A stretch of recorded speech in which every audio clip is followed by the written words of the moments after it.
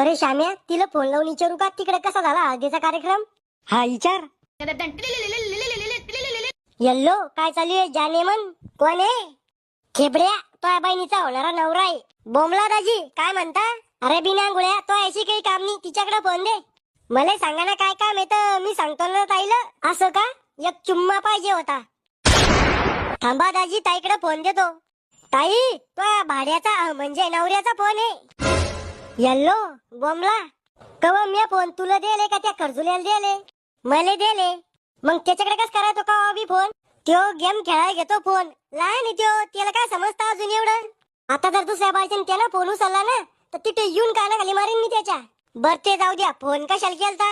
हळदीचा कार्यक्रम कस काय झाला तुमच्याकडे? चांगला झाला. अय ऐक ना, तुला एखादी सक्की चुलत बहीण आहे का? काऊन? मामा मित्र श्याम्यानी का त्याच्यासाठी पाहिजे होती. मी माझ्या बहिणीला उंदराचं औषध खाऊ घालीन, पण त्या खेकड्या संग लग्न नाही होऊ देणार. अहो लय चांगला आहे श्याम्या. तोंड पाहिलं का त्याचं? कोणी म्हणून म्हशीनं पाय दिला तोंडावर. बर ते जाऊ दे, तुझ्या घरच्याला आवडलो का मी? बाबाला आवडले, पण मम्मी म्हणी नवरदेवाचं तोंड परातीवाणी आहे आणि शरीर नागतोड्यावानी म्हणी. पण बाबाला जेव्हा तुमची प्रॉपर्टी सांगितली ना तेव्हा मम्मीनं हो म्हणलं लग्नाला. मला आज माहित झालं की मग नागतोड्यावानी शरीर आहे आणि परातीवाणी तोंड आहे म्हणून.